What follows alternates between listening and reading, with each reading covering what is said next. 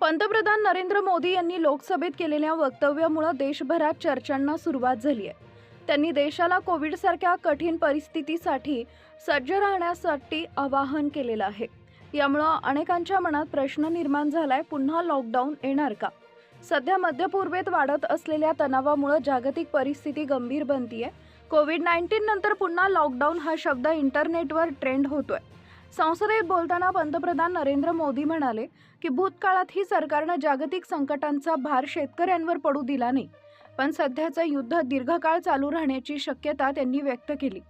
28 February 2026 रोजी इराणवर America आणि इस्रायलनं संयुक्त हल्ला केला. या हल्ल्यानंतर संघर्ष आणखी वाढला. त्यानंतर इराणनं इस्रायलच्या शहरांवर आणि अमेरिकन लष्करी तळांवर हल्ले केले. प्रत्युत्तरात इस्रायलनंही इराणमध्ये हल्ले केले. या संघर्षामुळे जागतिक व्यापार आणि ऊर्जा पुरवठ्यावर मोठा परिणाम झालाय. विशेषतः हॉर्मुझ सामुद्रधुनीतून येणाऱ्या तेल पुरवठ्यात अडथळे निर्माण झालेत. यामुळे कच्च्या तेलाच्या किमती वाढल्या आहेत. 20 मार्च 2026 रोजी आंतरराष्ट्रीय ऊर्जा एजन्सीनं एक प्लॅन जाहीर केला. या प्लॅनमध्ये काही महत्त्वाच्या सूचना देण्यात आल्या आहेत.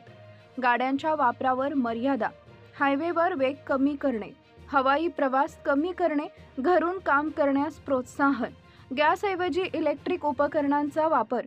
हे फक्त सल्ले नसून सरकारांसाठी तयार केलेली योजना आहे. तज्ज्ञांच्या मते हे थेट लॉकडाऊन नसलं तरी त्याचा परिणाम लॉकडाऊनसारखाच असू शकतो.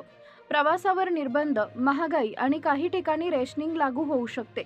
जर परिस्थिती आणखी गंभीर झाली तर डिजिटल परमिट सिस्टीम लागू होण्याची शक्यता आहे, ज्यामध्ये प्रवास आणि वापर नियंत्रित केला जाईल. सरकार याला ऊर्जा सुरक्षा म्हणेल, पण सामान्य लोकांसाठी हा अनुभव कोविड काळासारखाच असू शकतो. म्हणूनच सावध राहा, अनावश्यक प्रवास टाळा आणि सरकारच्या सूचनांचं पालन करा.